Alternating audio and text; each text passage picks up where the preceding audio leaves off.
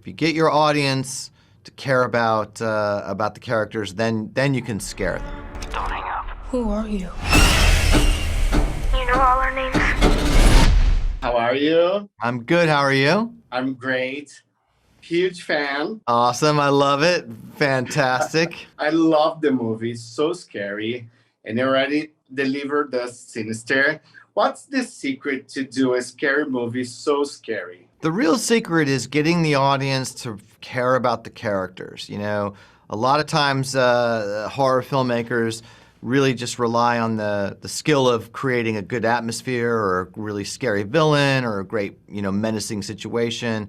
But none of that matters if the audience doesn't really come to care about the characters that are in jeopardy. So, in The Black Phone, we spend the first half hour just getting to know these two kids, getting to know why they're bonded to each other, why they're, as brother and sister, they're so close, what their life experience is like, and we come to care about them. And if you get your audience to care about the characters, then you can scare them.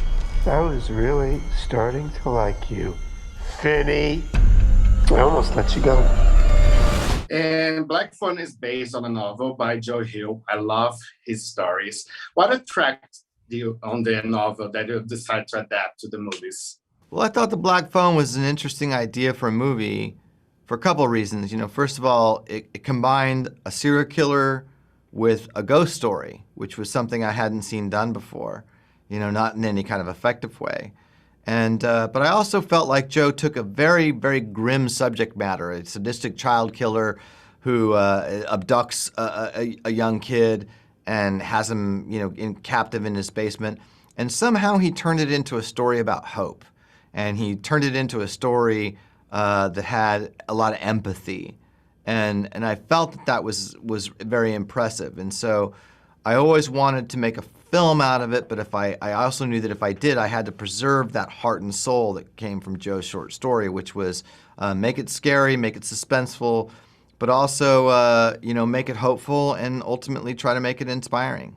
Before Black Phone got 100% on Rotten Tomatoes, Sinister was considered the most terrifying movie from history.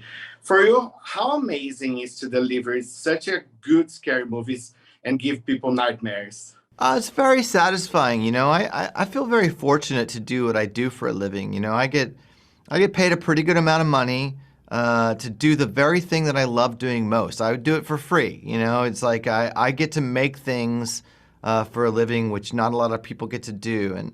And I take very seriously the fact that I make these things and they go out into theaters and a lot of people pay their hard-earned money that they earn during the week to get a babysitter and go to a mall or go to a theater and pay a ticket price and pay for expensive popcorn and to sit down, also they can sit down and have an experience. It really matters to me that that's a good experience for them. It really is important to me that they get their money's worth. So when I hear things like that, forget about the critics praising me, forget about any awards. What matters to me is that couple who worked hard during the week, who put their hard-earned money into the cashier box at the box office and sat down and watched the movie. I want that couple to get their money's worth. That's what matters to me. I want them to have an experience that makes them leave and think, man, what a great night. That's my job, giving them something to go home and be grateful that they experienced. And indeed, the Grabber is so terrifying. He's already one of my favorite villains next to Ghostface, Freddy, and Jason. Excellent, great. Thank you very much. Thank you, I love it. I hope he becomes as iconic as those. You are special, Vinny. Please hurry! The creepiest damn thing.